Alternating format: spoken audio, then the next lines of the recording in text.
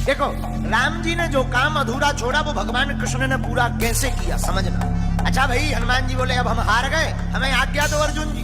अर्जुन देने ही वाले थे आज्ञा, कृष्ण भगवान बोले रोको रोको रोको, अभी नहीं, जब काम आएगा तब इनको आज्ञा दे। इधर धीरे धीरे महाभारत के युद्ध का समय आ गया, तैयारी होने लगी, सेनाएं नहीं मान रही है। भगवान कृष्ण संधि प्रस्ताव लेकर के भी गए, लेकिन दुर्योधन नहीं माने।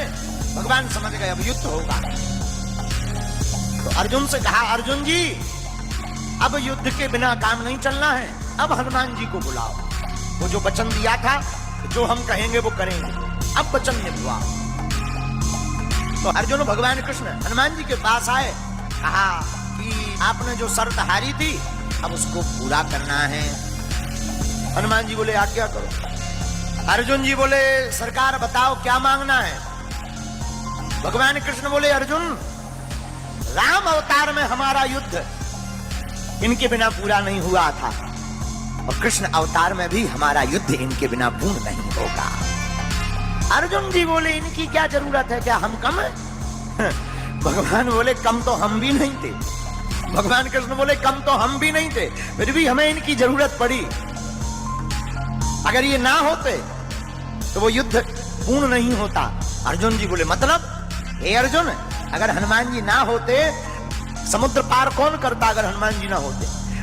अगर हनुमान जी सहाय नहीं होते तो युद्ध नहीं जीतते।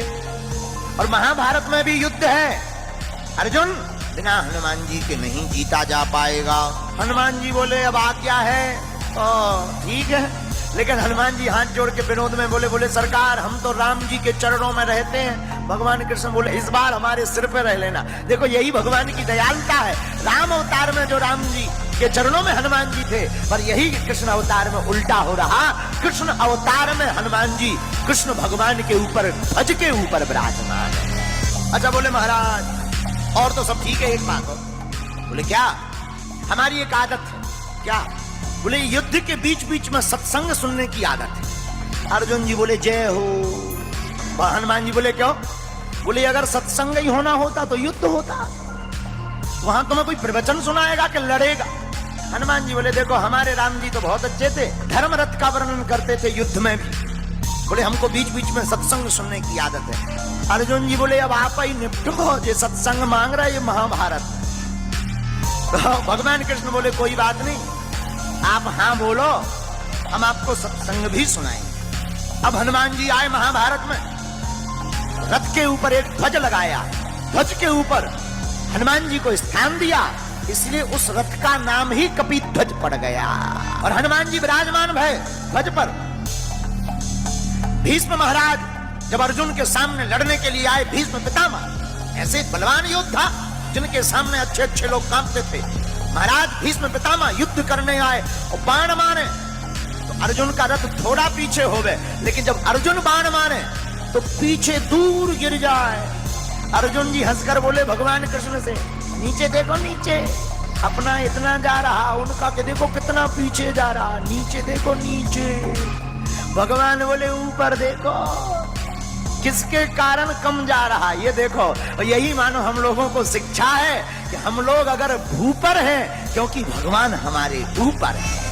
मानो भगवान कृष्ण कहना चाहते हो कि कोई भी काम बढ़िया हो जाए तो ये मत देखना कि तुम्हारा पुरुषार्थ है, तुम्हारे जो ऊपर है खेल तो उनका होता है। अर्जुन जी मुस्कुराए, हनुमान जी भी मुस्कुराए, और भगवान ने गीता सुनाई तो अर्जुन को है। हमारा ऐसा मानना है तो अर्जुन के मोह का बहाना था, पर गीता तो हनुमान जी को सुनाना था। एक बात, अर्जुन जी ने अपने रथ की लगाम भगवान के हाथ में दे, ये ज्ञानवर्धक बात है। अपनी जिंदगी की लगाम जो भगवान के हाथ में सौंप देता है, वो कितना भी महाभारत जैसा युद्ध हो जीत करके ही बाहर निकलता है। जो भक्त अपनी मन की लगाम परमात्मा को, गुरु चरणों को दे देता है, वो जीत करके ही आता है। लेकिन जो लगाम खुद पकड़ लेता है वो हार जाता है। बोलो सीताराम।